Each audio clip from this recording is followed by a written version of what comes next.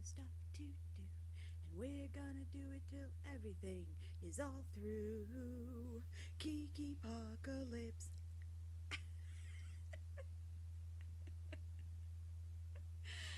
Oh, well, at least tonight I can't hear my own self in my ears. So at least I have the technical part of it opened up. Welcome to welcome to Crafty Kikipocalypse.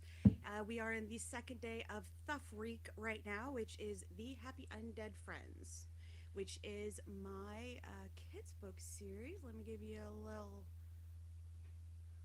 look see here.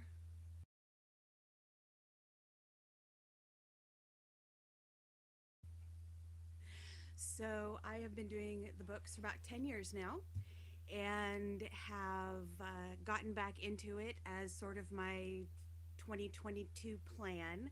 So to jumpstart the whole thing, I am doing a week long everything is happy undead friends. So for last night, for the first night, I illustrated 3 pages of the actual book, pen and ink, and then I colorized them in the computer. And then for, let's see, the plan for tonight is I have all of these pet stockings left over from Christmas that I did not get sewn together. And the plan is to get them all sewn together. So I decided that I'm going to put together color combinations that work for the Happy Undead Friends, because, it's like recycling an idea with a new idea and making something different. I don't know, I'm just going to go with it. So first thing, I'm going to pick out the color combinations for the characters. And hey, Dina! I'm not typing, but hopefully you're listening to me this time because I'm talking to you. I should brush up on my DNA. Hi. So tonight I am working on pet stockings, but I am re putting the color combinations together to work for my kids book series because this is THUF Week. Ta-da! So I am going to first put the colors together that work as the different characters as much as possible, including choosing thread. Oh, I hope you're doing well. I'm doing some sewing tonight. So far, so good. I actually got the stream going on time, and hopefully I'm audible and, ooh, you know what?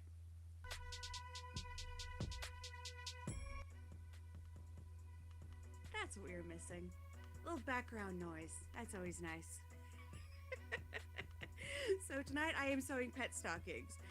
First step, color combinations together and choosing the floss colors, and then I'm just going to be sewing. So if anybody has any question about sewing felt, it's pretty straightforward, though it does have its, just like any craft, it has its fun combination of benefits and flaws. Benefits, flaws, problems, wonderful.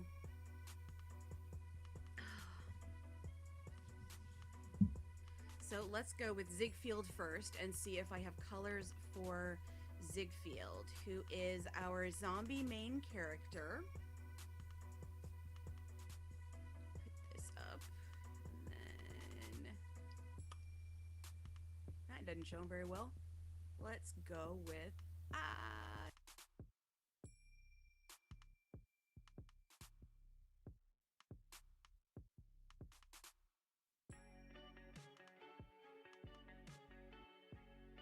that. Okay.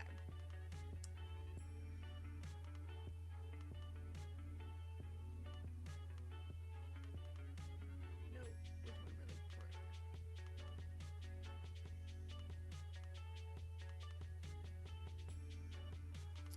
So for him, we're gonna go with orange for his.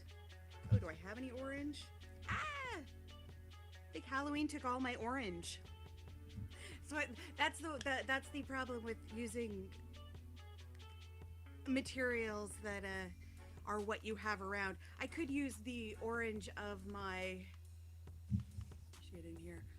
The orange, but that is my. This is my. I'm thinking the word cookie cutter, but I know the word is not cookie cutter. So pattern. That is the word. So, ooh, you know what I definitely have stuff for that will get us through the evening is Velma. And Velma is our vampire. And so she is a combination of purples and black. So since I only have I have 2 purples and I don't have any black because, again, Halloween took care of all chance at any orange or yellow in the process. So let's try for Velma. That will work. So we'll do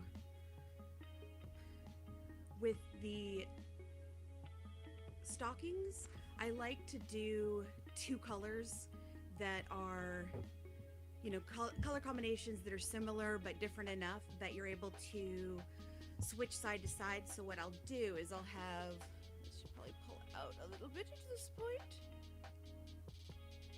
That's better. And let's go with, nope, wrong combo. There we go. We'll go with purple and purple and purple and purple. But on one side,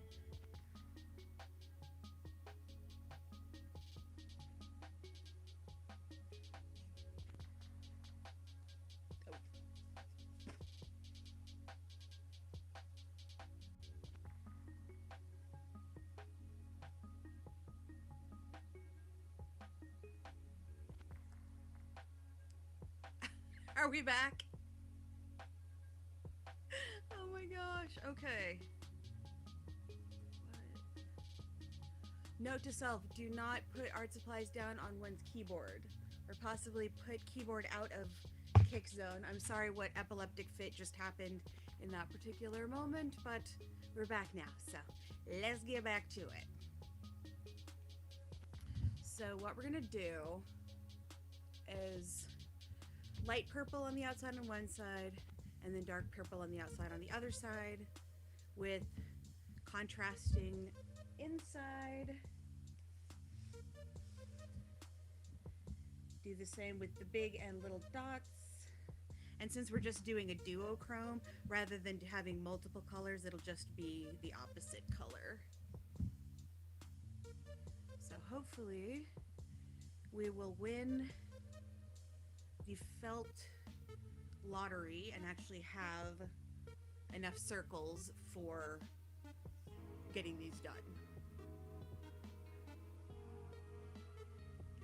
You're in well, Dina, you are the lady with the most impressive crafting facility I have ever seen, so you do what you gotta do.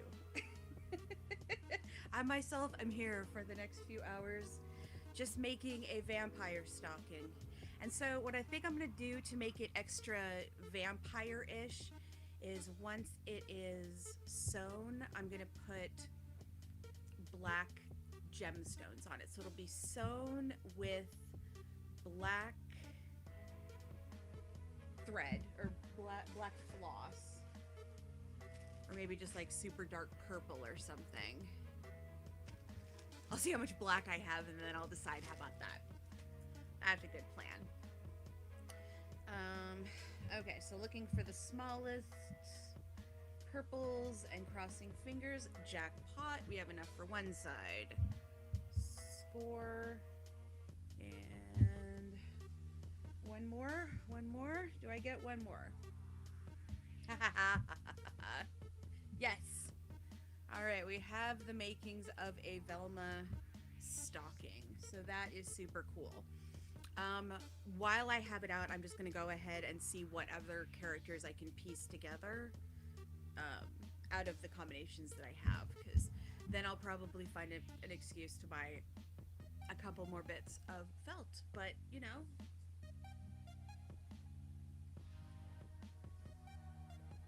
okay. So we do not have enough for Ziegfeld. We have enough for Velma.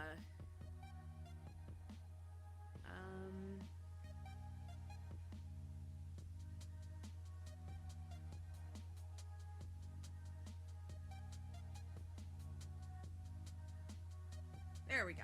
Okay, so we're going down the line from Ziegfeld to the far left, and then Velma, who is the purple. And then the next one, oh, I can point kind of like this. There we go. I can do the math on this. Okay, so this one here is Franklin, and he is our monster. And for him, I mean, the light purple and the green are the most predominant, and then his shirt is sort of a violet purple that I don't have in felt, and then his pants are brown, and his shoes are brown. So if we can get most of it out of green and purple, and maybe I'll do this one in a two-tone purple and green, because I don't know how much brown I have. But I've already decided for the Warren one I want to get furry instead of just felt. So we're going to see what we can get of a Franklin. Oh, and there's two colors of green as well. So yeah, I think Franklin's just going to be two-tone green and two-tone purple. And then I can piecemeal it together. So we like that combination as well. So just see what is here. Let's have it purple on both sides, but different purples. But dark green on one side, and then how's that look on there? It blends a little bit. It does blend a little bit. Maybe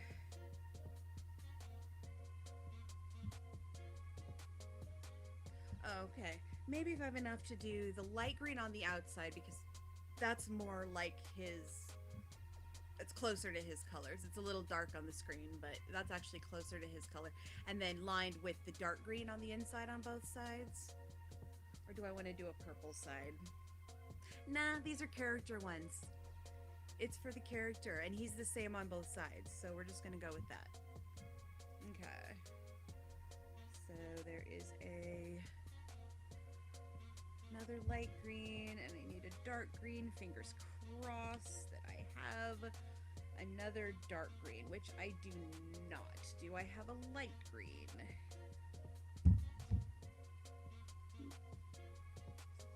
So maybe that makes the decision for me. I'm gonna do a purple side. I know I need to learn not to talk before I check what I have. Or lining, yeah. It'll have dark green on one side and then purple on the other side, sandwiched together,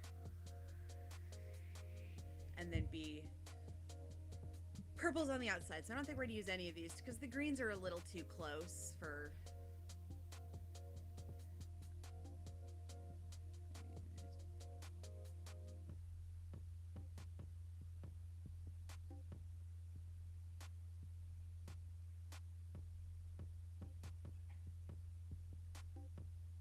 Trying to frame this up in some way, but yeah, let's just go back to that. Okay. Nope. What are you doing? Live editing is a trip. Okay. We want to do that. There we go. Okay, so we're back to where we want to be. We're not going to touch anything for a while. Do not put stuff on the keyboard. Don't touch the... Yeah, okay. So, yeah, I think the dark green is... I don't like... It's not as much contrast. So let's go with... Let's flip this out so we can see both at the same time. We'll go with dark purple and then light purple. How about that? And that's the choice you get. You either get daytime Franklin or like weekend Franklin. So hopefully I will have enough dots to keep that consistent. If not, I do have a couple brown ones, which it actually just goes back to the fairy color combination that I was sewing the other day, only it wouldn't have the red stitching on it.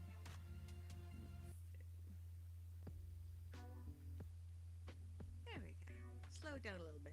Slow it down a little bit. Okay, so I think I'm actually going to have enough purples to finish. And then I will see if I like monochrome. Well, I like that combo. Let's see how the purple looks.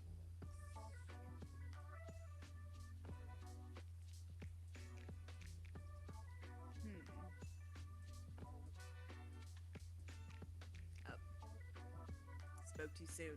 Let's see. I have enough dark purples, but I don't have enough of the light purple.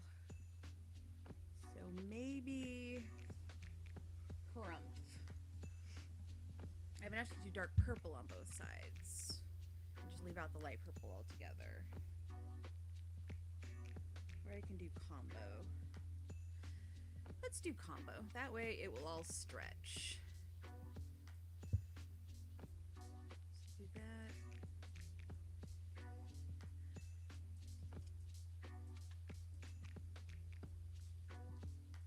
No, then it'll just be like that.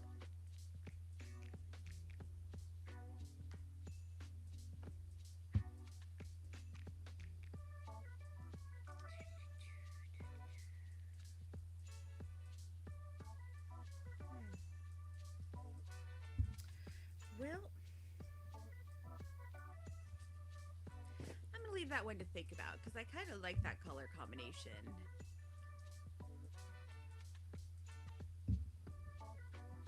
I don't think anybody else will need purple in it, so let's just set that aside as Franklin because it reads to Franklin for me at this point. So next we're going to look at Warren, and like I said, I want to do him with a little bit of fur.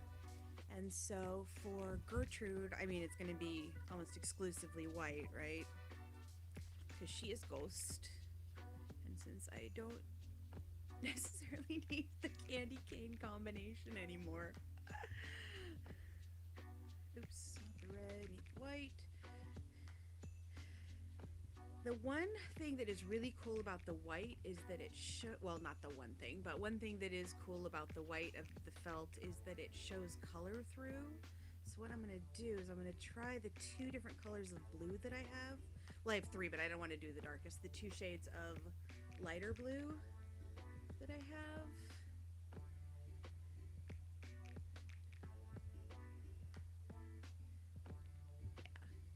I want to give her a bit of a tone, so I think a tone. So I think what I'm going to do is I'm going to do the lighter blue on one side and the darker blue on the other, and then all the stitching will be done in blues, and so that'll sort of, yeah, and then the outside will be white.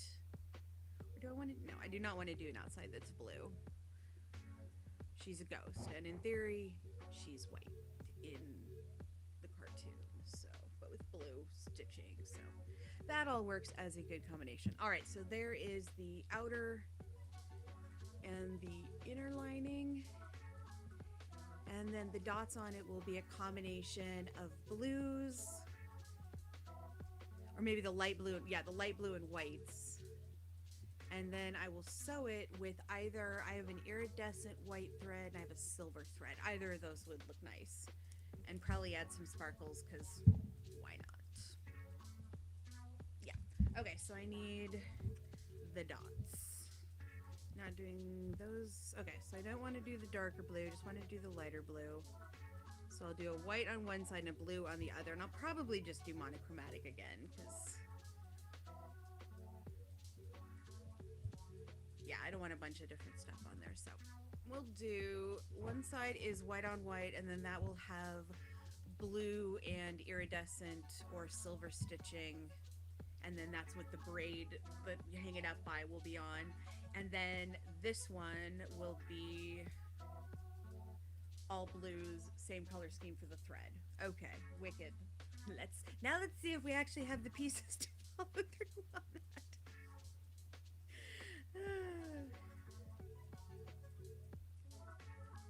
I'll probably work my way through this basket over the next month, just like, because for I think for February I want to do, I think monthly, I want to do like a week of. And I wasn't really interested in doing a month of like Valentine's, especially since Valentine's is like mid-month and there's only so many things of hearts and crap you can make before it. It's like, okay, I like pink, but come on. So I was thinking instead to do, because I'm Year of the Dragon. I think it's Year of the Dragon. I might be off on that. I should probably look it up before I.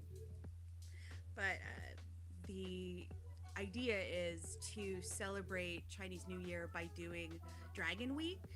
And I'm a Capricorn dragon, so as soon as I sort of thought of that, I'm like, oh, I can go with that theme, especially with the idea of everything will be dragon themed. So everything is Happy Undead Friends this week. That week, everything would be dragon themed. So I was thinking of doing a some combination of, and once they're done, I mean, they might read, they might not read, but the idea was to do a stocking in the idea of a dragon of some sort, which would mean probably just because I have sequin scales and leaves and stuff that would look really, really cool. So, yeah, just something I'm thinking about. I'm not sure when exactly that would be, other than in the month of March or February. Because basically, once we hit March, it's all going to be gardening. It's all going to be gardening. Okay, so the pairing of thread. For this one, it'll be this bag. You can see on that, it is all shades of blue that pretty much match that. And then will be nice sort of contrast on that side. And then all of these in combination will be threaded with. Is it in here? No, it's in the other box.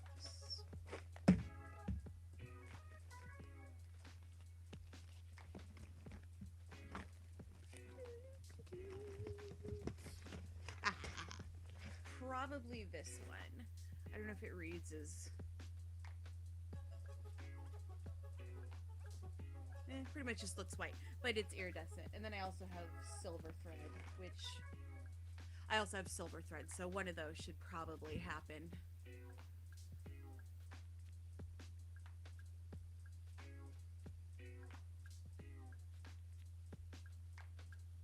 Oh, it's Year of the Tiger. Okay.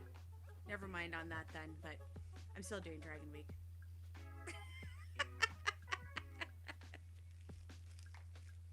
I know. Yeah, I'm trying to figure out just sort of like one thing per month and then just having the regular stuff in between. So we'll see how it all goes. So far, so good and having fun. Okay, so that is the color combination for Gertie, the ghost. So we'll set this aside somewhere that will not be immediately knocked over. And then this is the color combination for Franklin. And so for him, probably greens. I have a lot of greens, so probably just a couple of these.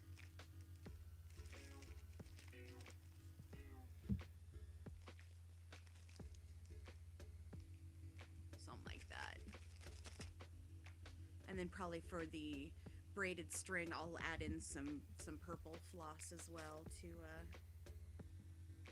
bring out the purple a bit. Okay, so we'll set that aside as well. And now we are back to the Velma. All right, see if I have any black thread at all, which I have black adjacent, if nothing else. That'll work. Usually I don't do a single color anyway. There's usually 3 or 4 colors going on during the whole thing, so I like more to get a palette. I mean, you can do all black, and I have done all black, but it tends to just be a little flat. And granted, flat is not necessarily a bad thing, but it also takes, you know, enough thread that you use what you got, right? That's kind of a chocolate brown, so I don't think that one's gonna quite work. Yeah, this is the grayscale, but those are too warm for being with purple, so... Oh, here's black. Actual black. A miracle. Probably because it was lost in the bottom of the ink. Okay.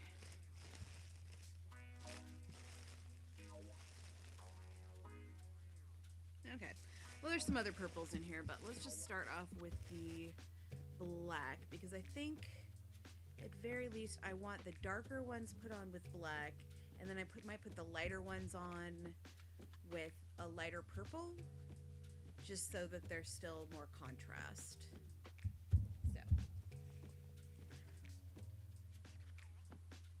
I still love dragons and they're year round. Oh, absolutely, Dragon Squad forever. I know. I was playing around with like different ideas for what I wanted to do each month, and pretty much once we hit March, it's all going to be about gardening. Like that's all that's going to be happening is gardening stuff because late February is starting seeds and planting and all that sort of stuff. So that's what most of that stuff is going to be. Most of the crafting and everything. Oh, come on, scissors. Oh. Ah.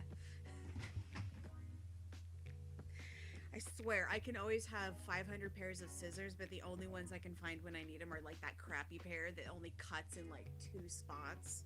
So, happy that I found some good ones nearby.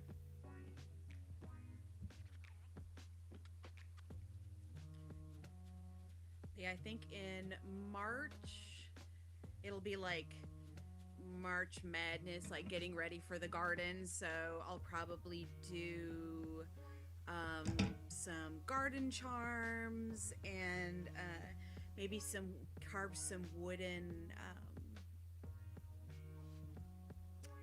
like crop markers. I do like they're carved so they look like the shape of whatever plant, and then they're painted and then finished. And I love mine. I have them all over my garden. So probably have that as a craft for one of the days. I'll probably have. I like the idea of painted rocks as sort of an aesthetic thing, and I always thought it would be cool to do rocks that I actually had planned to do this for my housewarming party, but never like got around to it because moving and planning a party is just the easiest time in one's life. So didn't quite get around to the craft table part of it, but the idea was to have people basically for the putting out in the yard, guests could choose a rock, paint the top of it, and then the idea was to put some sort of a message or blessing or scripture, like whatever you wanted to do to sort of like bless the garden, bless the house, that sort of thing. And then we would have them out in the garden, so it would have the decorative factor of the part that was up, and then there would be the well, functional the momentum part of it, that would be the message that is sort of like going down into the garden. And so I thought it would be fun to do like a craft along with me, like paint a rock with a blessing type of thing. So I was thinking that might be actually a fun thing to do, to like plan for ahead of time so that people could have their rocks ready. Because I'm already hankering to get it back out to the garden, so that's all my focus is on at this point. And of course, that week we'll also have lots of starting plants or starting seeds and little demos and stuff like that. Because I always love to start tomato seeds in February, because they are a good indicator of when to plant stuff. So as soon as I start thinking about gardening, it's like, okay, when do I plant tomatoes? Because as soon as I love the idea. I think there's a lot of potential. I didn't realize you're watching over on Facebook. Yeah, I didn't I started the live streaming on Twitch, and I'm doing the like simulcasting to the other formats. But the thing that gave me the idea to do it was that I was I was following a lawyer on YouTube, and then she was mentioning that she was like on Twitch, and then I went over there to look at it, and I thought it was just games and everything, but then I saw these people like doing crafts and stuff, and it was like, wow. It's like a digital sewing circle, like just get together, and I've been totally inspired lately watching all kinds of people do all kinds of like cool stuff, and it's been an interesting month, and deciding to stream myself was sort of a random decision, but I find that I really enjoy it. So we'll see how it goes. I'm making plans into March, so we'll see how everything works out. Are you working on any crafts right now, Dina? Do you have any fun things going on? Seems like whenever I get that question, the only fun thing I'm working on is like organizing my crafting space, because that seems like half the fun. Great.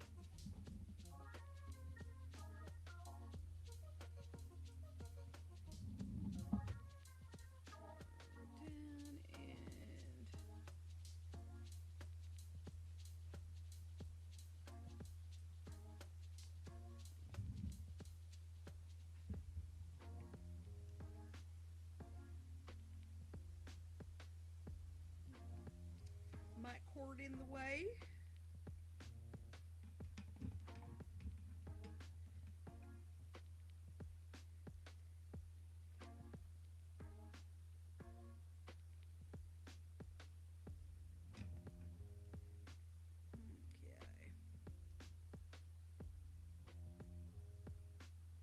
Okay. Nothing terribly exciting.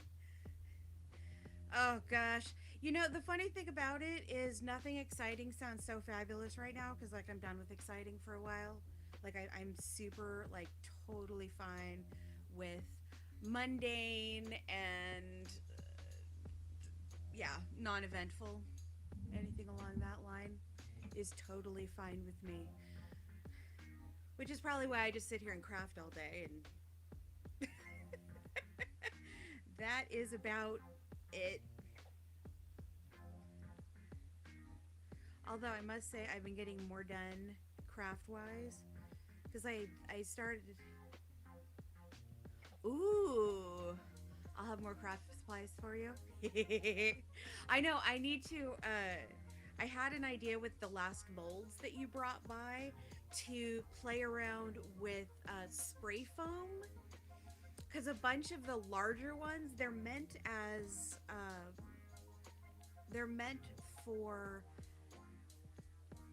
like candles and stuff. Like that's the main purpose. But a couple of them would work so wonderfully for either, say, Halloween or Christmas decorations or whatever. Because some of them are kind of gargoyle-y, or they'd be like a good base for something else.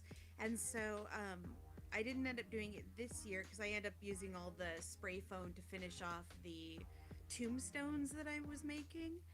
But and the thing with the spray foam is it's like highly sticky.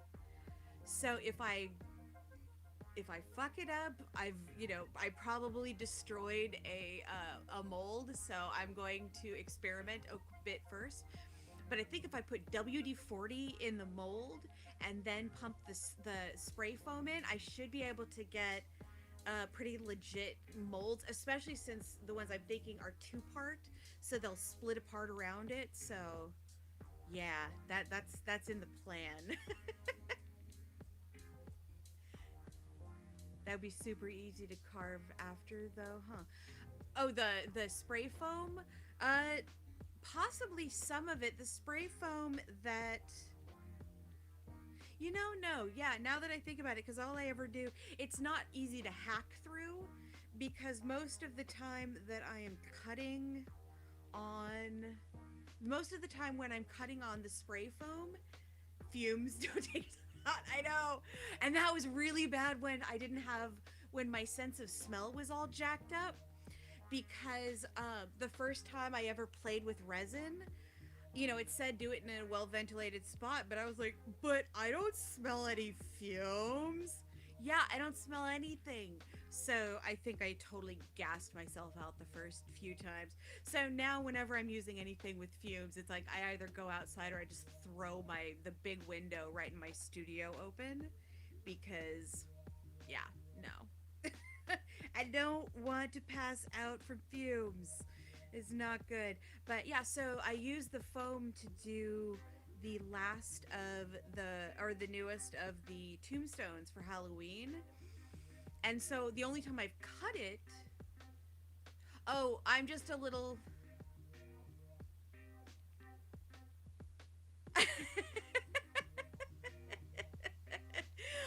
I'm just a little picture in the corner. If I take off the overlay, I guess you can see me better. Let's see, what do I... Oh, there we go. Yeah, I'm down here. I'm just a little person down in the corner in order to have a better view of the sewing. If I do open up like this, I should move myself to this side so I'm like looking at what I'm doing. Although that's weird because it's like I'm looking down and I'm actually looking at it. I'm looking up, I'm looking at the screen. But yeah, I'm here. Hi. I still exist. I don't get out much, but I still exist. But yeah, so the only time I've actually had to cut that spray foam is with a big serrated knife to get over pour on the tombstones. But actually I can imagine as a medium it would cut smaller bits a little easier. Oh, the screen of my hands is frozen?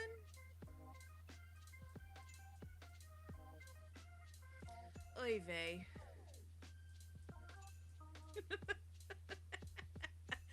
Oh, the fun techniques of attempting to like live produce. It might just glitch sometimes if the live stream times out or can't see me crafting. Sometimes if the frame, like if the frame lag gets too much, it'll stop the video. So it might be fixed by refreshing. That's all I can suggest, because unfortunately it's like there's times when it gets glitchy, and on Facebook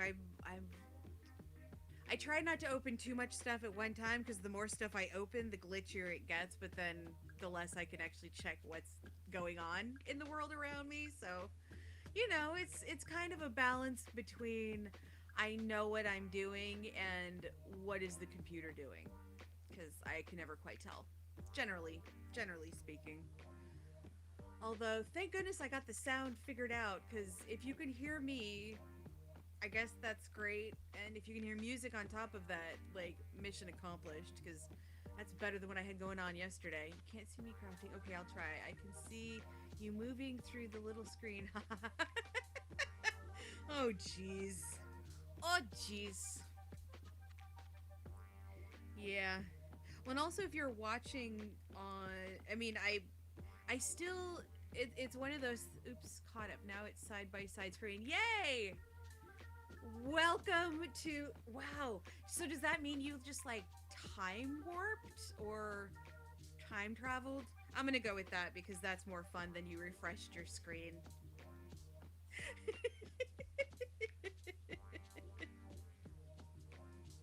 I know. I had my mom on my birthday stream and had this whole echo loop thing going on that just got worse and worse and worse. It didn't refresh. That's trippy. Yeah, I've kind of given up on the technology of everything right now, because I've been just just trying to get the audio all working without me hearing myself echoing in my own head, because there's enough voices in there right now. I don't need more. So,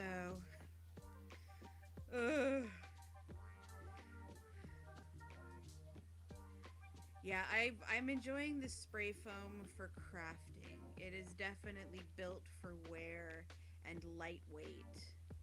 Although I've had the tombstones piled up on my front porch for like since a little after Halloween, so I should probably take care of that at some point. But you know, it's built for all weather, so we'll just call it good.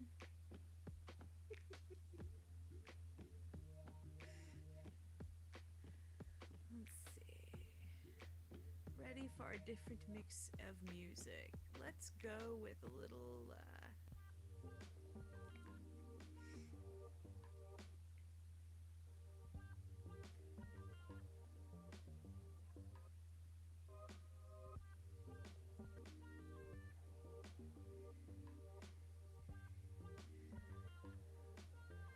So tonight I am working on stockings based on the characters in the Happy Undead Friends. Right now I am doing Velma, the vampire who is all purples and blacks.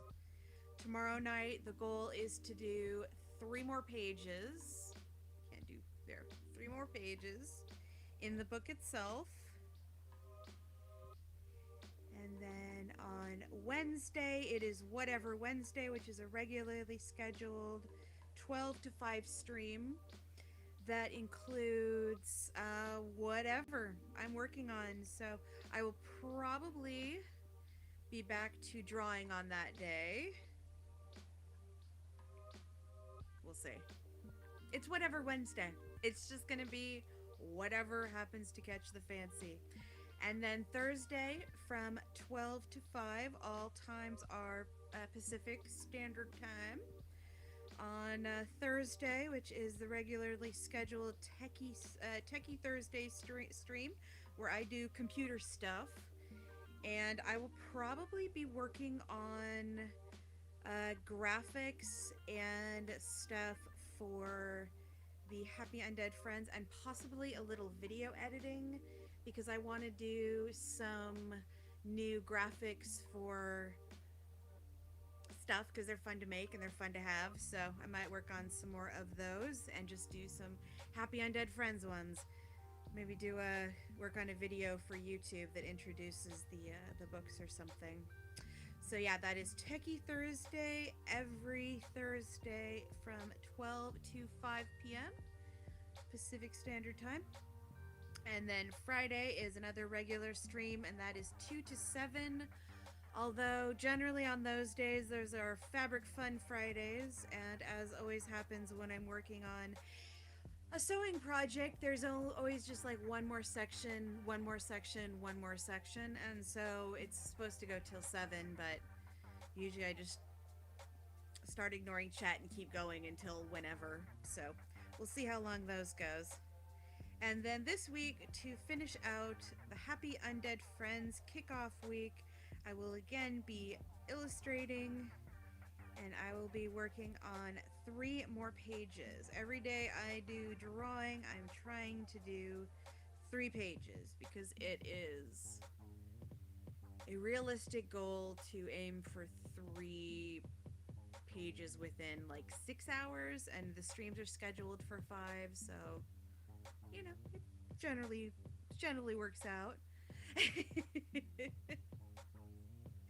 I know, yeah. Dina, the weirdest thing about, like, because I've been meeting just tons of crafters and checking out what they do and everything, and the funniest thing is, you know, people always ask, oh, what crafts do you do? I'm like, well,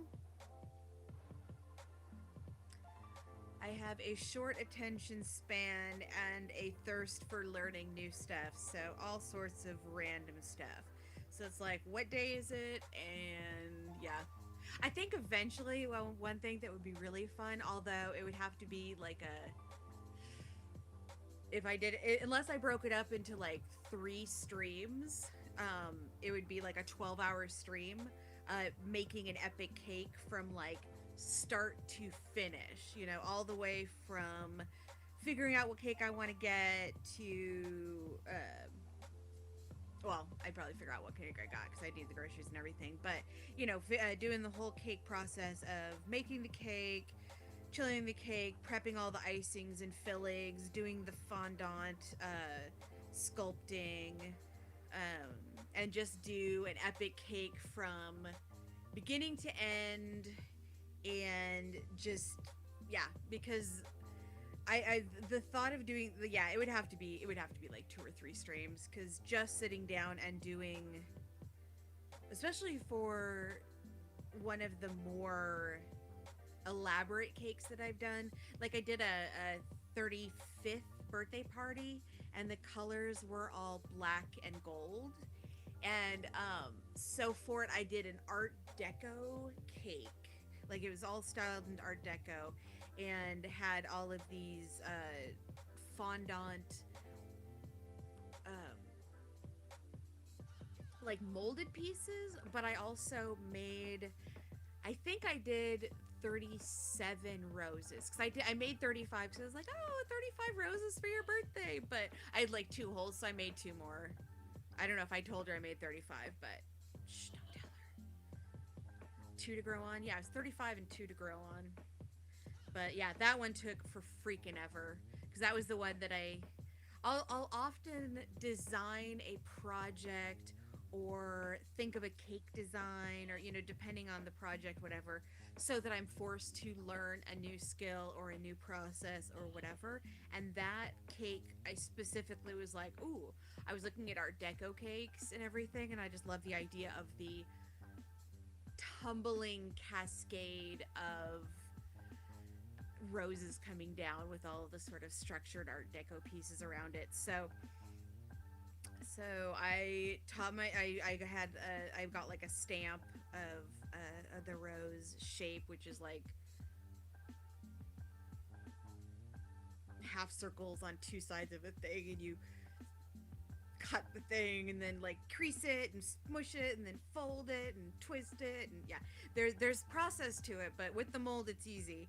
So yeah, the first few roses I made were cleverly hidden within the ones that I made last, which turned out really nicely.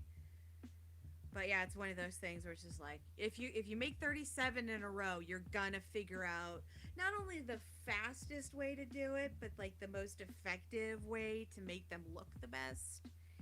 And I found by the time I had done like 7 in a row that the best way to start off is to not finish them, to just get them to the point where you like stamp it and you do the crease and you do the fold and you roll it up, but you don't pull the flowers down. You sort of leave it as a tube, because then you can move it around and do whatever you need to do without the petals getting all smooshed. And then right before you put it on the cake, you fluff the petals and then it goes on the cake, and then you never touch it again. So that's why the first 7 to 10 were a little like, well, they looked kind of like tulips. Angry tulips. Yes, angry tulips. That's what they were. But other than that, not bad. We had fun. Took forever. So if I ever did a cake stream, it would have to be multiple. If I did fondant. But yeah, seeing a traditional cake in real time is probably not something that I would imagine most people have actually seen. Really? Like, I guess if you nerd out and watch like Julia Child, like I do, and enjoy that sort of nerding out, and then you've probably seen a cake made from scratch. But even those are edited down. Every cooking show thing is edited down. Even the like live ones have a certain degree of editing. But yeah, just attempting to do a live stream, because it would be like one camera pointed down onto the like workstation, and then one that got the whole kitchen, and do the whole process beginning to end, straight into the chilling and everything, and then probably take a break or end the stream or whatever, because at that point, well, I guess I would move on to fondant. I usually break up cake making into at least a 2-day process, because for me, if you freeze the cake at very least overnight, you're going to be a lot happier with the final result because it'll hold together better and it won't smoosh as much. Um, right now, I'm separating the floss into thinner threads. I think I'm doing, yeah, each one is 6 threads, I think, to begin with. 6 or 8, and the final threads that I'm using are like 2 or 3 threads. And this is one of those things where sometimes it just goes so perfectly and so smooth, comes apart perfectly, and then other times it's like, nuh-uh, nuh-uh, just not gonna do it. Just gonna stare at you blankly and say, nuh-uh. The big thing is to keep, with these fingers, to keep the rest of the thread sort of taut, because then in theory it doesn't do this bunching thing, which I should move this so you can sort of see. It like grabs in on itself. So if you hold that taut, usually it doesn't do that, but it gets to a point where eventually, if you are just kind and patient, just like Christmas lights. Although I have found that at times jerking, swearing, and that sort of thing works as well, but usually not. Usually not. All right, so now we have 2 finished threads. I guess they're not actually threads. They're still 2 threads together to make up that. Because depending on the size of it, sometimes I'll use a full floss. But for these, it just seems a little clunky. So unless I'm going for something that I want to be like super duper graphic and very, very bold, I won't use a whole thing. And so then you can split it in half or into, I think they're, yeah, they must be 6 because these both look like 2 and that last one was 2. So they are 6 threads total on a single thing of floss. And so if you want a semi-thick, you can go with 3 strings, and if you want this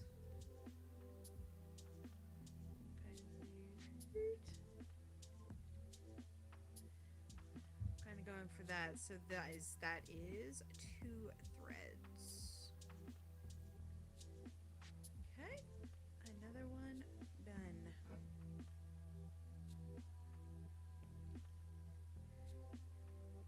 Hey Dini, you still there? I have an idea to bounce off of you. I had a weird thought today, and I think you're the perfect person to ask about it.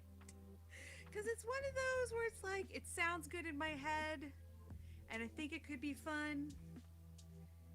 And it's not necessarily something I'm going to do right away, but I'm thinking for down the line it might be hilarious. And so with the double thread, since I'm doubling it, it's 4. Just to be clear on the math, it's not actually 2. It's 4 threads total that are going through. What is going on there?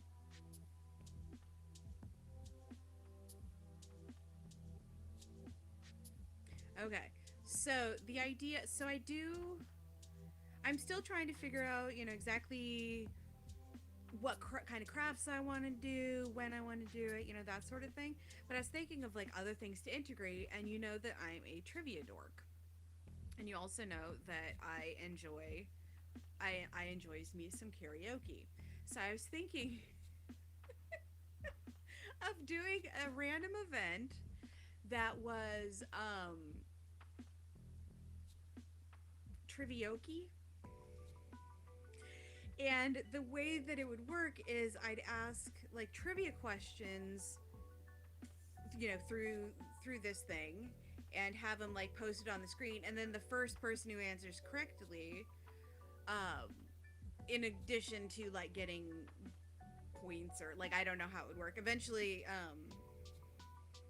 eventually there's like ways to do it, like with bits or whatever, and you like win bits or something. I'm not sure, but The idea being making it trivioki would be so the winner of the question, and so I would just have a stream of questions, and once one is answered, the next one comes up.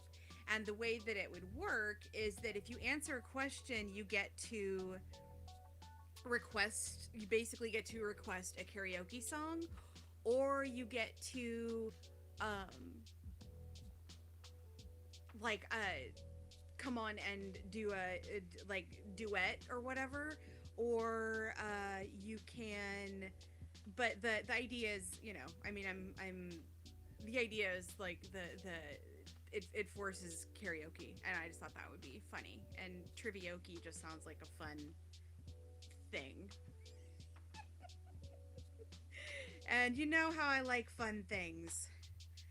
I was just going through and looking at like different programs and stuff that I could run it with, because it seems like it might be fun. It seems like in the long run it might be one of those fun kind of random things that would, go along with crafting, because of course they would have to be like crafting questions and gardening questions.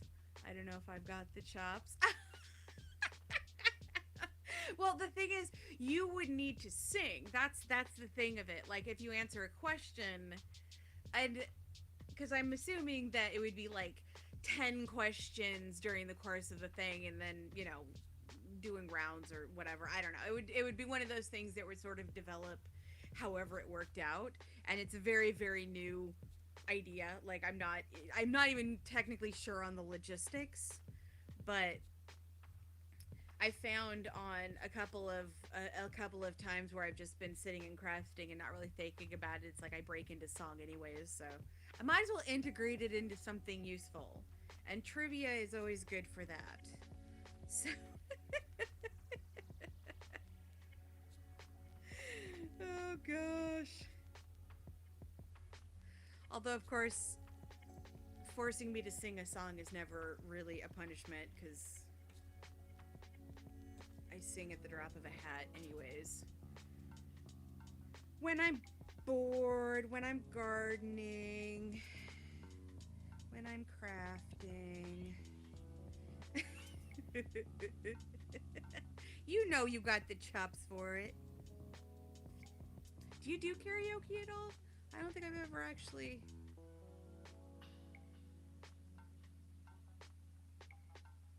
Of course, I'm thinking about it now, and I can't even think of the last time I did do karaoke. I mean, like official karaoke. 2.5 years, maybe?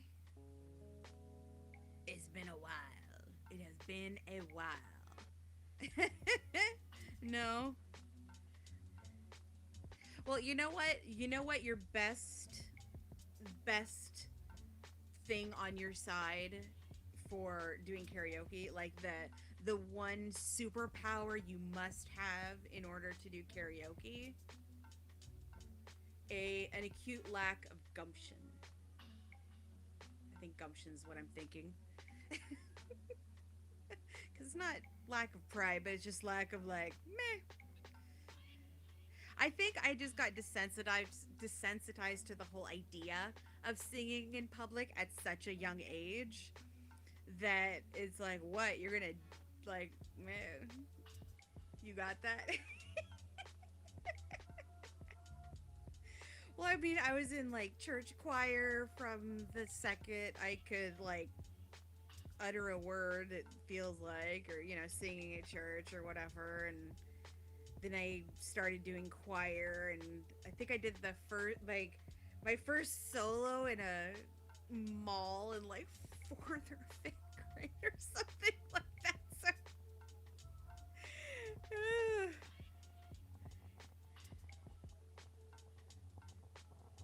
I think that. Sorry if you heard that. My mic just decided to fall down. That's fun. I'm gonna mute for just a sec so I can fix this and not have it sound like. So, BRB.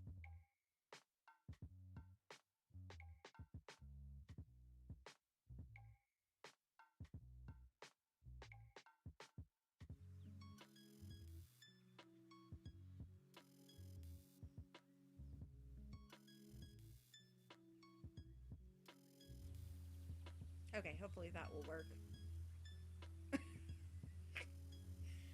Well, that was a nice plan when I came up with it. It did not work out as well as I had hoped. Oh well. I guess that is why everything should be done with like nuts and bolts and everything and not double-sided tape. Although it was supposed to be temporary, it was not supposed to be that temporary. But hopefully, how to take the dogs out. Okay, but can you hear me? Because my microphone just fell down. I put it in place because I reconfigure my setup a little bit with each stream when I figure out like what works and that sort of thing. And so I was trying my microphone in a certain spot, but I didn't want to screw it into my desk until I was like 100% sure that that's where I wanted it, because I don't want a bunch of freaking craters on the top of my desk. But yeah, the heavy duty tape that I used was not, or the fact that I didn't wash the table well enough, I don't know. But hopefully I did not destroy anybody's eardrums, because that was not the plan. That's the plan for Trivioki. Yeah, product placement or something, I don't know. Something like that. Alright, we finished the main pad. And so I'm just going to finish that off. And we will move on to the toe pads.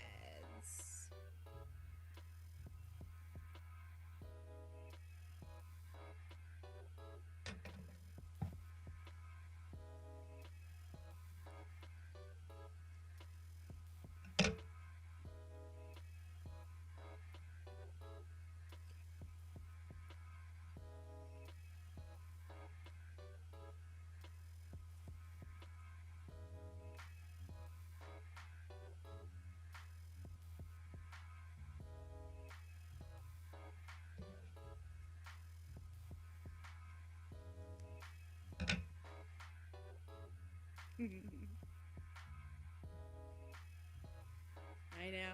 I've been on a horrible roll with dad jokes lately, like to the point where it's like I'll say it out loud and be like,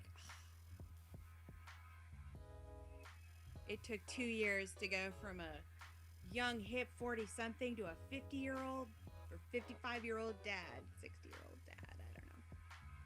But, yeah. Dad jokes. Okay, so we want to get these laid out in such a way that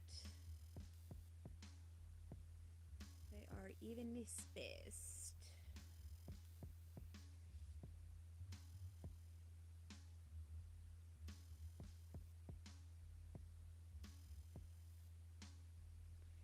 I remember when you're laying them out, you want them to be evenly spaced from the pad here, not necessarily even spaced from the outside compared to here, because you're going to be sewing or on a felt project such as this, not that you're going to be making head stockings anytime soon, but on a project such as this, you want them to be evenly sort of towards the center, but slightly edging on the inside, as opposed to right in the center, because once this is sewn, it's going to lose a little bit, and then it's going to look like they're spread out and sort of on the edge. So I put mine in the center and then just nudge them in about 3 or 4 millimeters, and then check around the edge to be sure those edges pretty much line up. And again, the biggest thing with felt is it tends to bunch and shift. So when I'm doing stuff like this, always a good idea to pin. At least I don't talk with food in my mouth. Then again, I don't eat during stream or in front of people. So if I'm talking with food in my mouth, I'm talking to myself. So that is okay. I think this one. Okay. And one thing, as soon as you sew down the first piece of something like this, I never discovered this till the end. So take the piece and be sure these two line up, and then be sure, because unless your stocking pattern is exact And I do mine slightly off so that it hangs correctly. It's, I don't know if you can tell from there, but it's slightly straighter here and it kind of bows here. It's because just the way that it's shaped. And so that when I have the hanger on it, it just hangs a little straighter. So I want everything to line up. So easiest way, be sure it's opposite of the other one. So lining it up, and it's the same. So that would have been bad when I get to the end. So I'm going to go ahead and flip this over now so that I'm more likely to get it correct in the end. Of course, you know, you say the same thing about a USB. Oh, if I put it in the right way first, it'll work, right? No. USBs will only work if you put them in and then take them out and then put them in the wrong way and then take them out and then put them in the right way, and then they work. It's science. It's just how science works, and we just have to put up with it. Okay, so have those four properly placed, and we're back to sewing. Because that is what we, well, it's one of the things we do here. One of the random things we do here.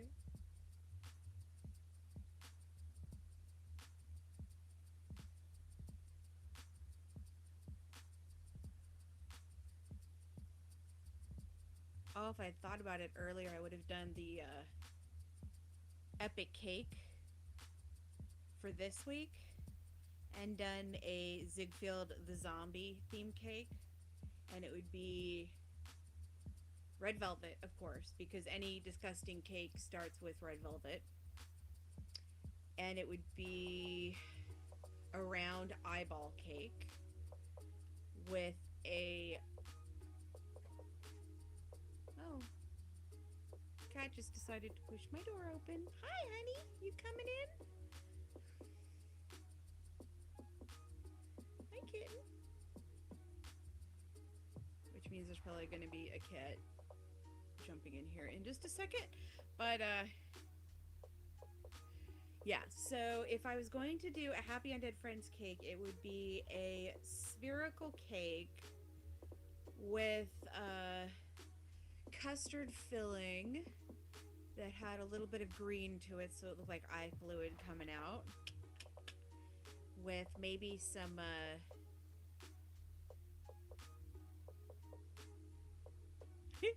with maybe some gummy worms in there just to help the aesthetic. And then fondant on the, or actually buttercream crumb coat in lemon lavender, which goes nicely with a red velvet cake. And then fondant around it so that it looked like an eyeball. That'd be cool. It would also be fun to cut into. Like, I'd only make it about that big, because the larger the cake, the less stable it gets quickly. Although I've made some pretty damn big cakes, so you just gotta work with it eventually. But, oh, hi, kitty. Of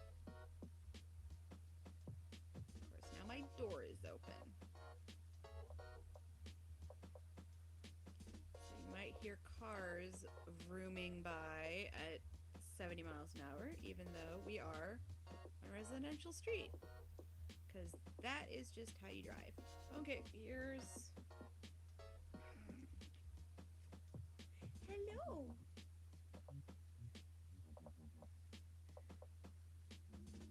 The obligatory cat visit. Okay, yeah. Are we settling in? Okay, so now we're going to be having the sewing over a cat camera. Here, look up and say hi. Let's see if we can get her to look up. Hi.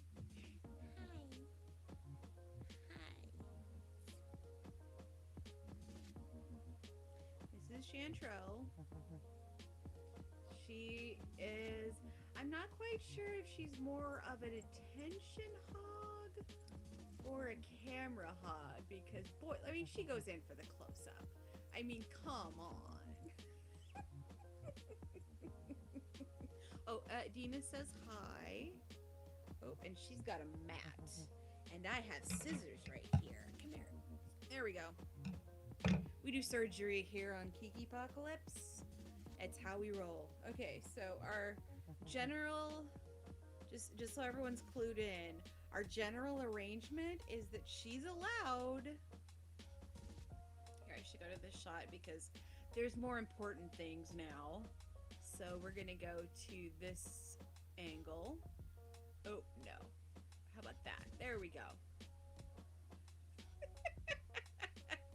So the arrangement that we have is that she can sit in my lap whilst I am working.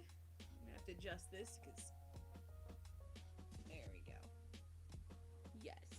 So she can sit in my lap whilst I am crafting, as long as she lets me craft. Which is why first thing in the morning she like runs in here because like, I'm gonna fucking get in here before you get a chance to get your hands on a needle or a keyboard or anything. Because that's when that's when she knows she can actually get attention. Luckily I'm just an auntie, so aunties can be assholes and it's okay. Well, no, yeah, I'm gonna stick by that. It's like parents teach you what love and nurturing is. Aunties teach you what it's like to hear no and have someone mean it. Hello, kitten. Usually she is right back here on the couch. That is where she tends to be. And where she will go as soon as she realizes that the hands are busy. Although, here, I'll just rest my hands on you. How about that? Does that work for you? That's like halfway between. That's like almost petting. That is like 90% of the way to petting, just having my hands resting on you. Or at least I'm sticking to it, because although I've realized there's certain crafts that I have to be a little cognizant with, because I was doing lino cuts the other day. Oh, I should do some lino cuts. Maybe that's what I'll do on Wednesday. It is whatever Wednesday, after all. Copyright pending? I don't know.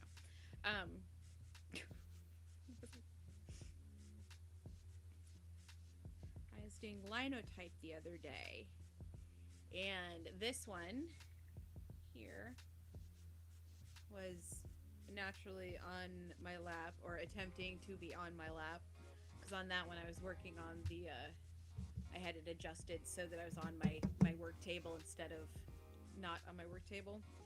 And so I was, and so she still made it in there, and her head was just sort of sticking out, and it's just like, okay, if you're gonna stick to the rules of the agreement. Oh, thank you. Oh, here it goes. Here she goes. Okay, so now she's up there. So should I switch back to this? Because I think, does that show her? No! Doesn't show her at all. What's the point of that shot if it doesn't show her? There we go. We'll go with that.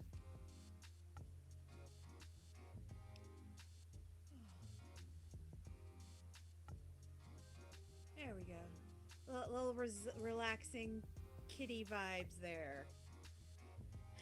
Yeah, I've really enjoyed doing lino cuts. A friend of mine gave me a large sheet of just a blank like a year ago or something, and I just never had done anything with it. Then my roommate inherited a speedball cutter from a friend, and so okay, we can come down now that there's no cat in the way.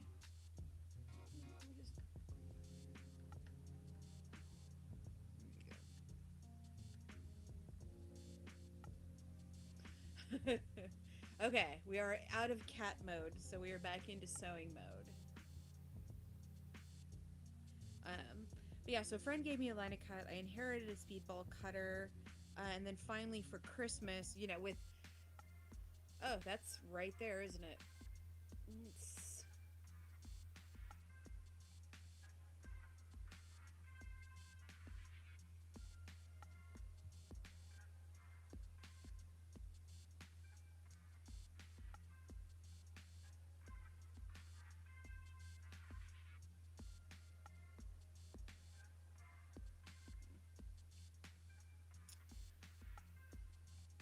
So I did some cuts for Christmas because I had the grand scheme of, making Christmas cards, which did not end up happening. But I ended up with some really cool lino cuts, which are going to be Christmas cards next year.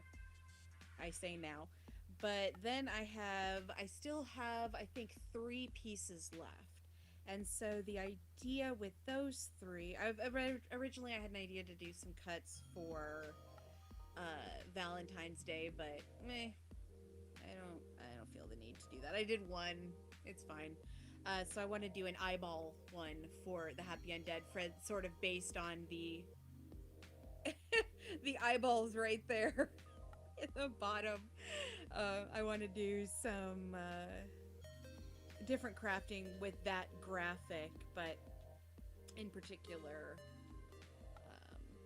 doing that for the lino cut, because then not only can I use that as a stamp, but it's just off. Let's try this way. How about this way?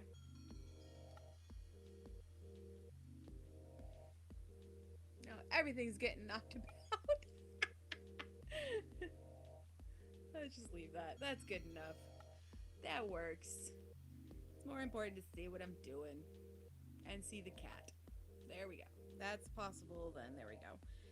So yeah, I want to do, and not only can lino cuts be used to like stamp paper or whatever, but I like to use them as prints for fabric and stuff. So I can take a lino cut, put whatever,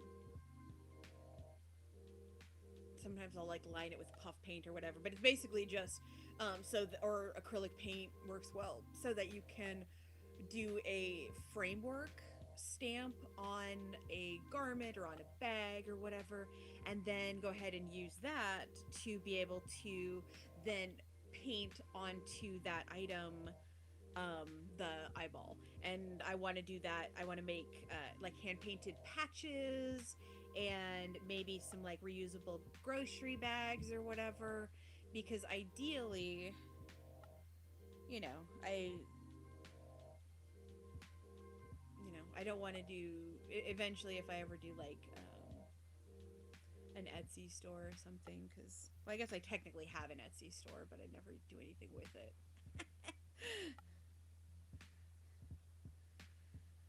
Until I make a decision, I'm just going to keep crafting, because that is a good way to spend the day.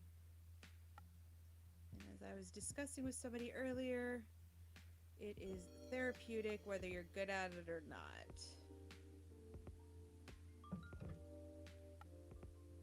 As I fuck up tying off. Oh well.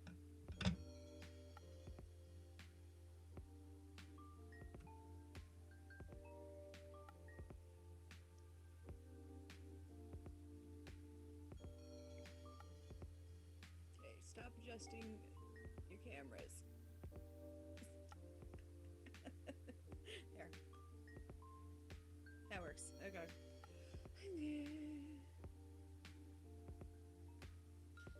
Alright, rethreading.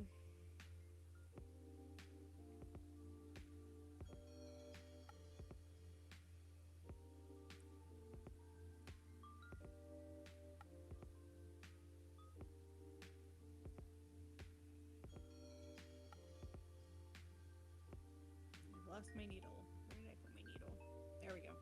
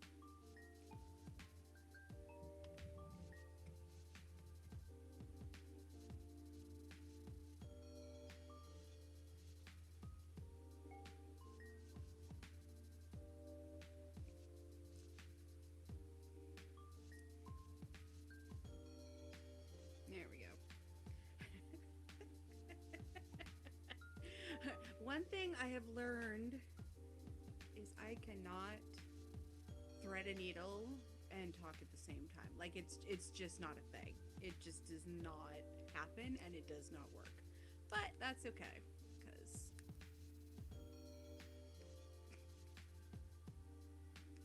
stopping mid-sentence is totally fine as often as possible.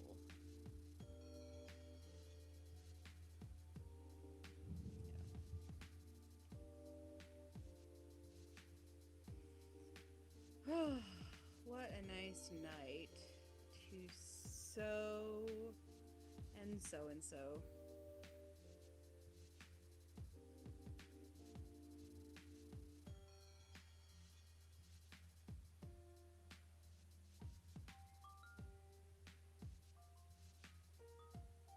Let's see.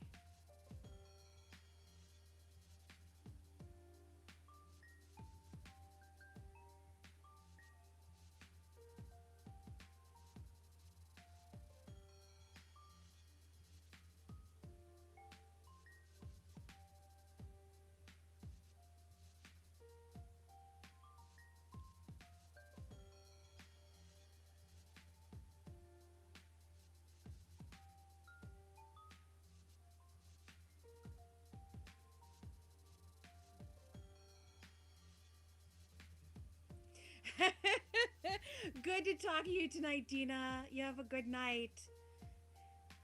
Hope you have some fun crafting in the next few days because it's a good pursuit. It's a good pursuit. Maybe I'll see you in the near future again. So, good night to ya.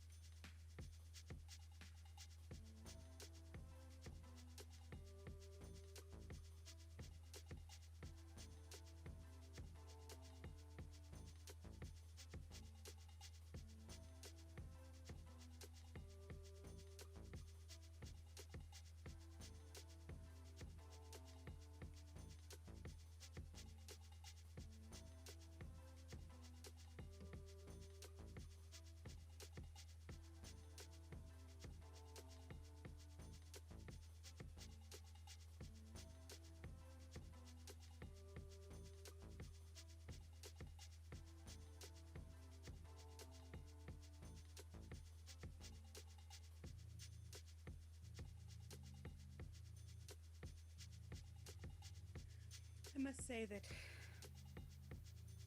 sewing after drawing for I think 6, 7, geez, I don't even know how long yesterday was.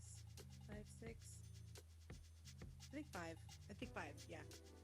After drawing for 5 hours, sewing is so, like, the repetitive nature of it and the non-thinking nature of it. Not that you don't have to think to sew, but when you're just, I mean, it's not like I'm doing intense embroidery or anything.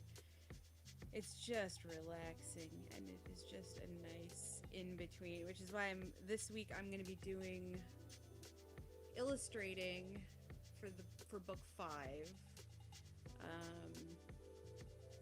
Sunday, Tuesday, I think Thursday and Saturday will all be epic drawing sessions. So I guess the overall goal is to finish 12 pages of the book this week.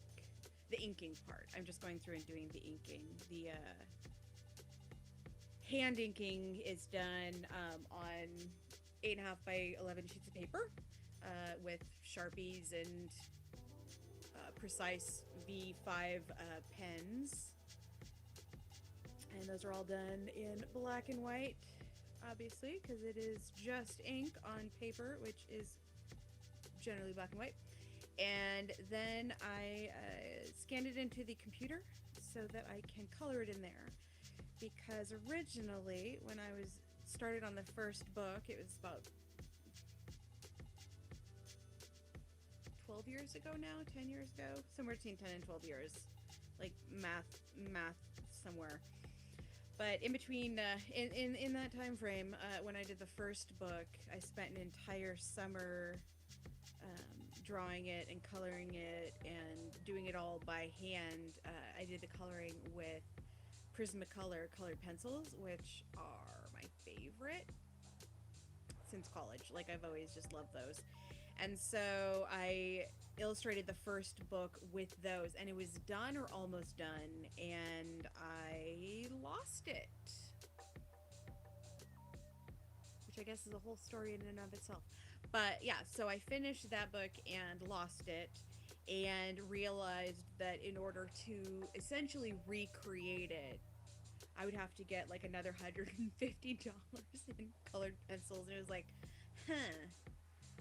maybe I will do it digitally next time. And it actually works great because I was having a hard time getting these super rich, saturated colors that I really wanted for the books. As you can see, it's not primary colors. I went with like tertiary colors and slightly off colors just in the general palette, because I don't know, that's just how I roll. And with colored pencils, as soon as you start to shade, it can start to get muddy because you're not doing a darker color, you're doing, black over it or shade or something. So you're just adding black to whatever color. So it never is as bright, but you can't get depth or depth or structure without some degree of shading and highlighting. So I decided, oh hey, like, I went to school and I know how to do digital art. So I did, after I had redrawn all of the images from the first book, I just scanned them into the computer and colored them in the computer, and it took almost no time in comparison, first of all. And second of all, it ended up so much better and so much faster and so much cheaper. So I decided from then on out, for the subsequent books, I have done all of them with the inking by hand and then scanning them in. And I believe I have done all the coloration for the previous books with Photoshop. Separating thread. Pardon me for just a moment. My brain can only do so much, so I could sing a song. Sing a song of sixpence.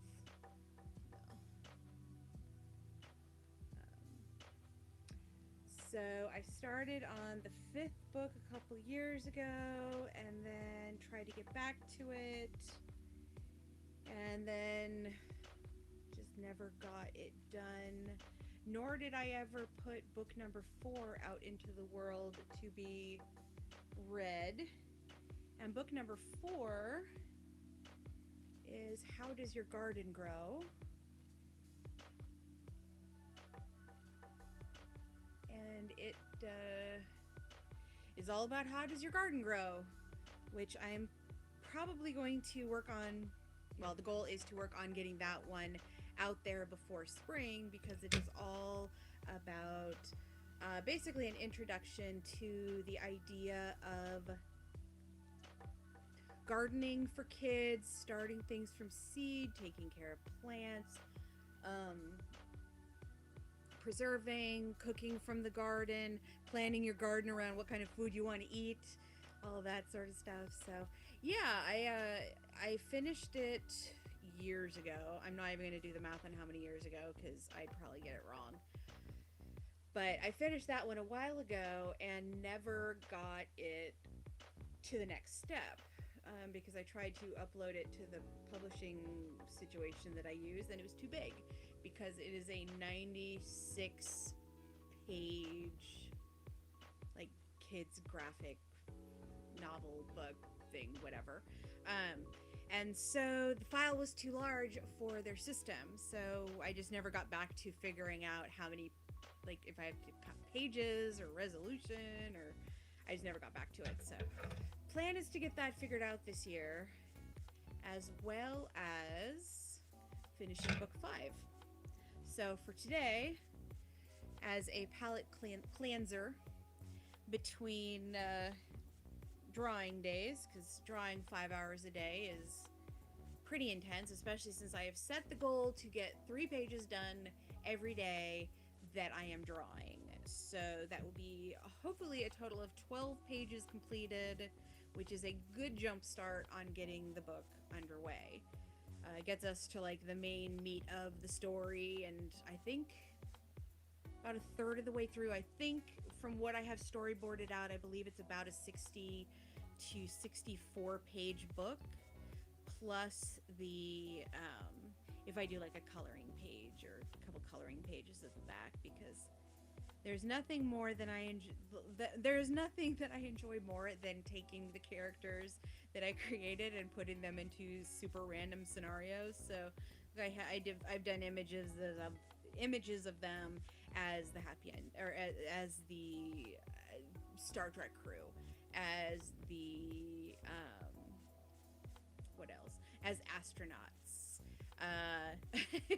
as the Star Wars characters, which I actually lend themselves perfectly to that because you take Warren's ears back and he is Chewie. So that one worked out really nicely. So yeah, I'm just gonna do every other day we'll be drawing with the goal of 3 pages, and every day in between that will be crafts related to the Happy Ended Friends in some way. And today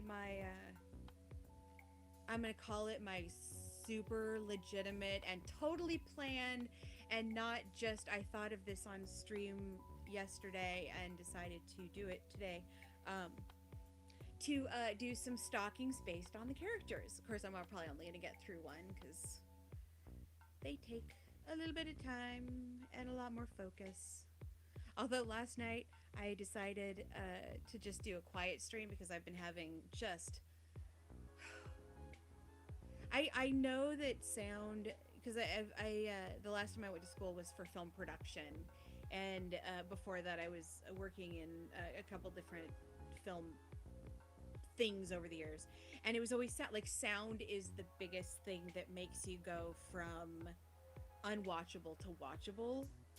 Like with low budget movies, you know, you can get away with all level of video if it's intentional, and you know, there's all these other different ways around special effects and that sort of stuff. But if your sound sucks, then like it's no good. And so for at some point I changed some setting, and I finally figured it out last night. But I had it all planned and situated yesterday, but as soon as I came in, all I could hear was a distant sound of the music that was playing in the background, and then my own voice echoing over and over and over again. So I just did a quiet stream yesterday because I was just like, I'm not doing sound. I'm not dealing with sound again. I'm here to craft. Damn it, I'm here to craft. Don't make me IT. It's worse than adulting.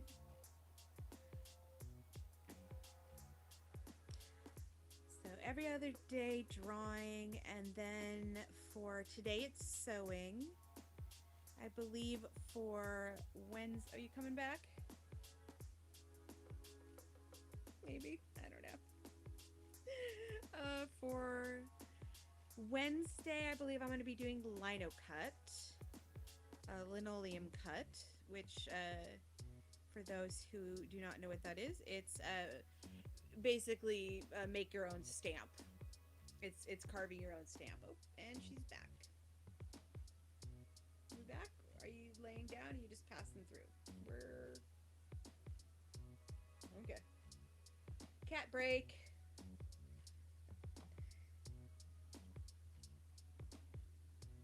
You settled?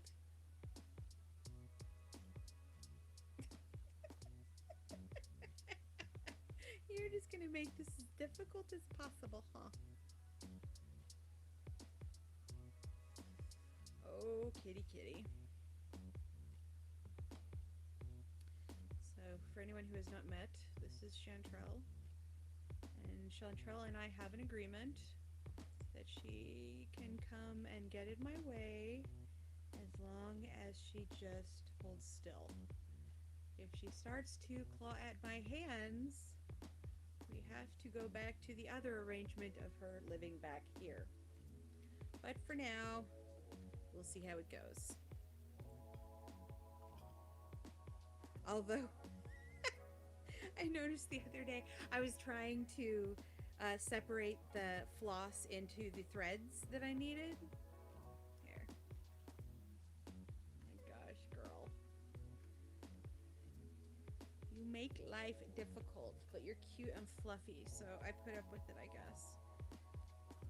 Anyways, I was trying to separate the floss into the threads, and this one decided to get in my lap. I didn't think about it until I started doing it, and all of a sudden, yeah, the thread was just completely curled up and knotted in her hair. So I think pretty much all of that just pretty much went away at that point. I don't think that string was salvageable with that much cat hair in it, because it just got tangled up. So between that and trying not to get lino cut shavings on her, I have a full-time work here. Speaking of lino cut, so we're doing lino cut on Wednesday, and then Friday, which is Fabric Fun Friday. I'm not 100% sure what I'm going to be doing yet. I have not decided, but it should be... It might be working on another stocking, because I have 2 more laid out that are colors of the other characters. So I might be doing that. Let's see, what other options do I have floating around the office? There's always plenty of options. Any crafter will tell you they probably have more projects started than, you know, there's blades of grass on earth.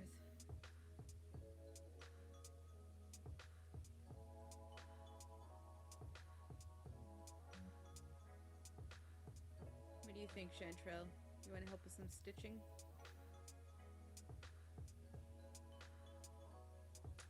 Not interested.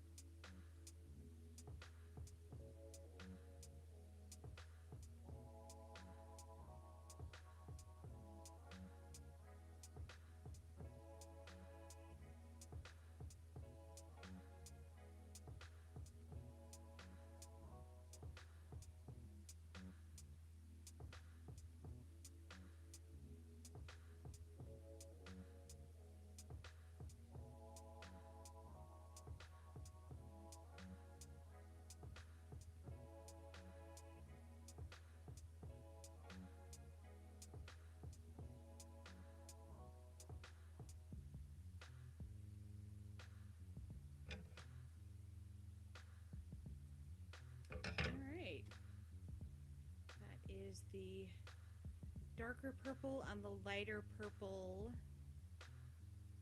side.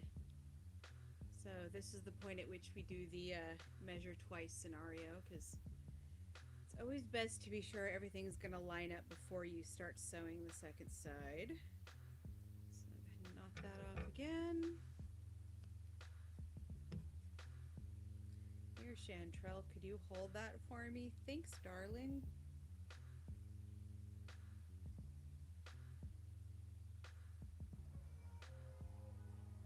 Okay. And then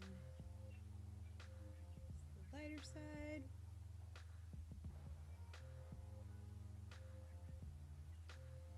And yep, I'm glad I measured again, because I did the classic, oh yeah, it lines up this way, and then you realize you did the dyslexic version and had it correct the first time. But again, it's just the whole USB conundrum where it's never right the first time, because you put it in right, it doesn't fit. You put it in wrong, it doesn't fit. You put it in right, it fits. So this should now not line up, and that is correct, because once they're sandwiched together, then they line up. It's the double negative and forethought that can be a little complicated sometimes. Sometimes. Okay, you got that for me?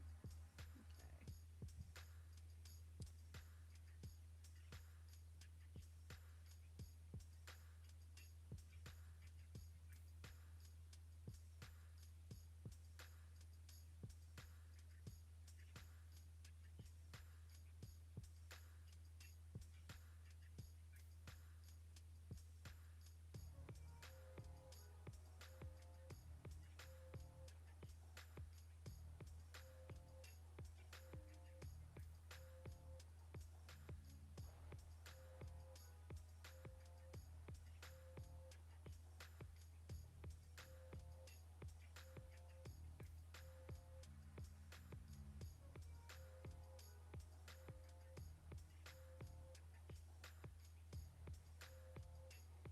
Yeah, good idea when you're doing any sort of like layered application to felt and you want it to sort of rest on top.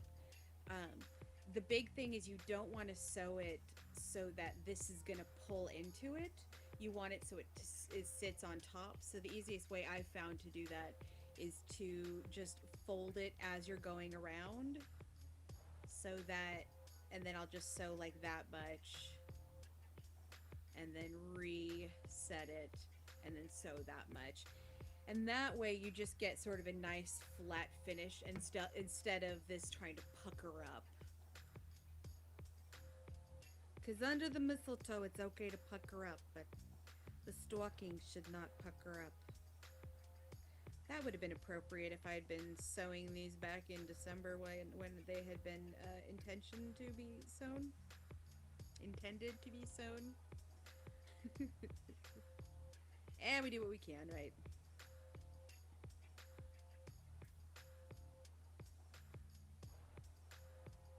Right, Chantrell? Yeah. She's so fluffy.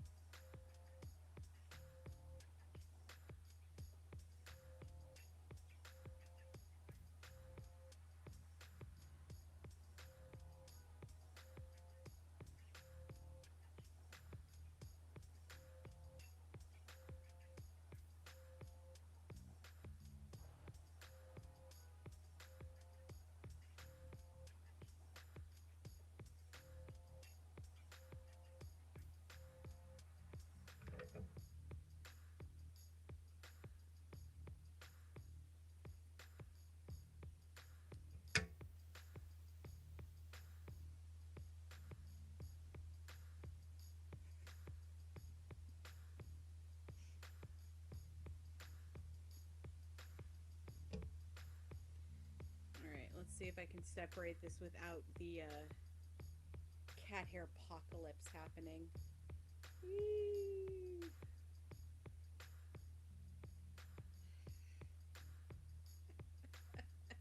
Let's see, what angle can I do this at that it's not just gonna drag through cat hair? Oh, Chantrell, you are such a good crafting companion, but your hair and thread do not mix. Well, actually, the problem is that they mix a little too well.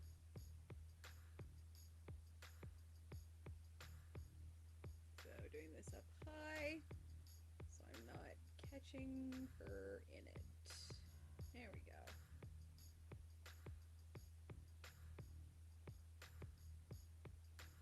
Best part about making mistakes is that we can learn from them. Well, hopefully.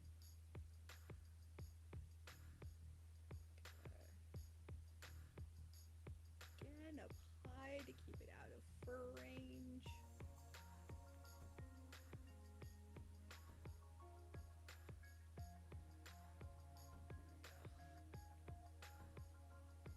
Haha, success!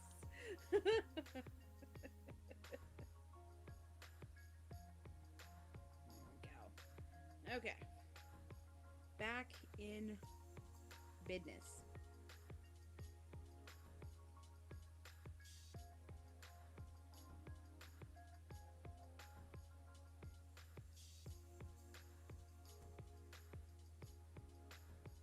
Don't. Oh, I forgot you like thread too, don't you? Do not attack. She's just out of frame here trying to attack my hand with the needle in it, which is going to end poorly for one of us. And as the one without claws, it's probably me. I'm just guessing. Because isn't that how cats work? Like, yeah. They will survive. Right? Right, honey? Yes, ma'am. Yes, ma'am.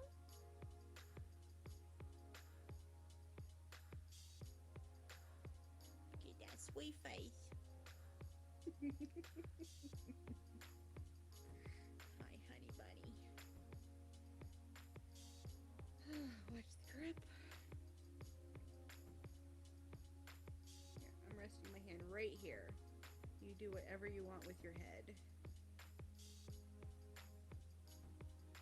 And just stay right there. Okay. That's cool. You do you, boo.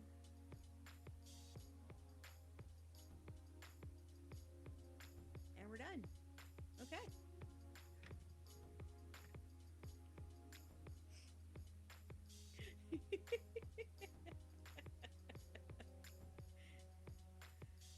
Cats, man. Cats.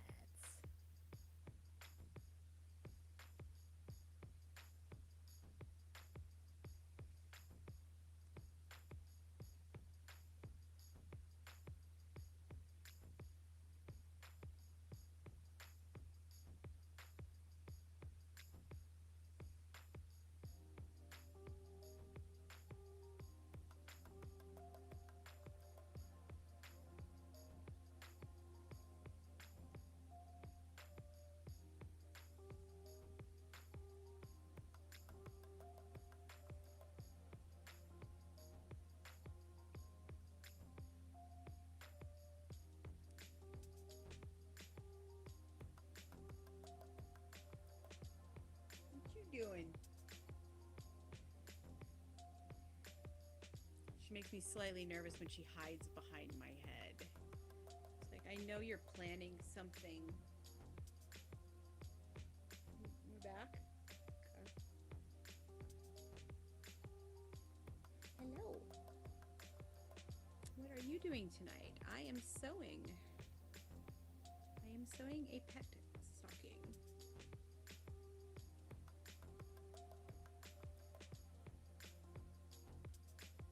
Can't even remember if I sewed you one. Aww.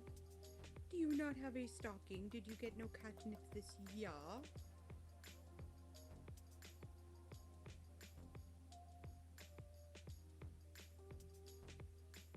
Actually, the neighborhood cats get all the catnip they want because one trick that I found is you plant catnip somewhere outside of your garden, and cats tend to then go there instead of into your garden as much.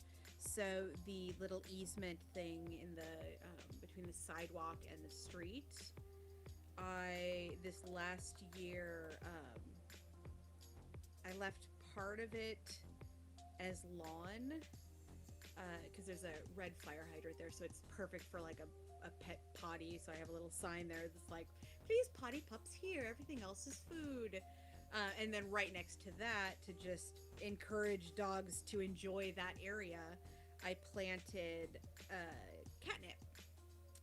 So that will, because there's already 5 billion cats in and around my neighborhood.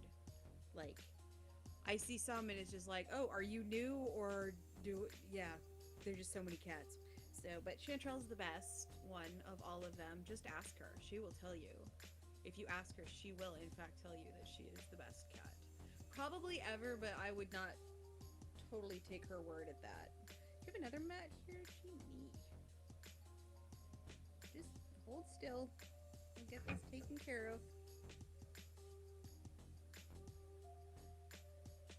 Poor girl is matting like a beast right now. So. Yeah, that's what a mat is. Okay. Little grooming as the bonus side show for the day. But I worked in a groom shop for a while, and whenever we'd have animals that would come in with mats, we'd always feel so bad for the animals, because like if you've ever worn a ponytail, it's just like it either has like a couple strings that are just like wrong, or it's the whole thing's pulled too tight. Like if you know,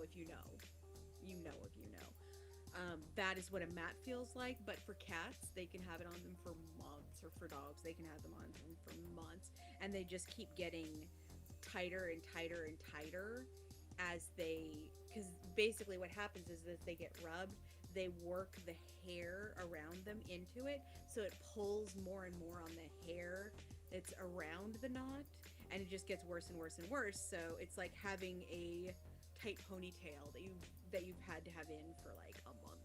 So I tend towards the just like hack it out the second you find it, because I mean on her you don't even notice. I mean if you look for it you might notice, but she seems relieved whenever I do it, so I'm just gonna keep doing it because you seem to like it, right?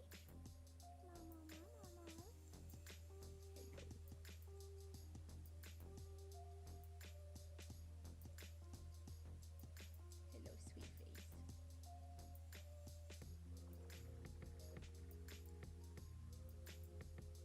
Okay, I'm taking my hand back now. 3, 2, 1. Head back down.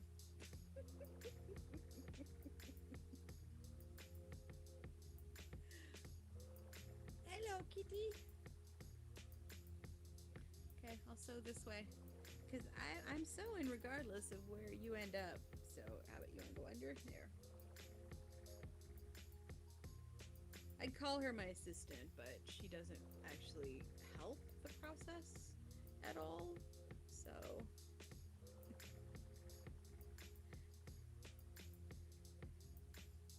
companion? Yeah, we'll go with companion. Like, she's here. That's about it.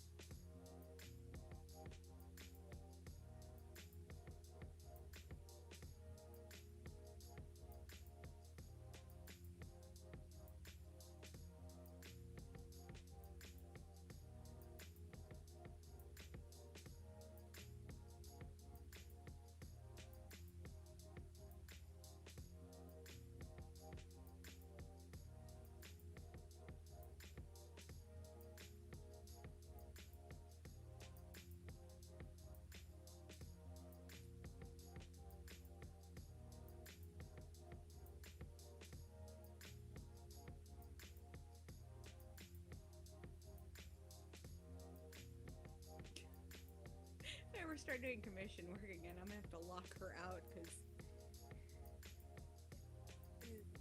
yeah, cat hair everywhere.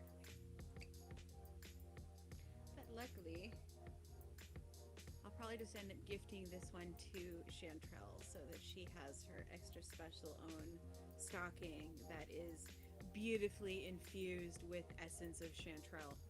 Cat hair.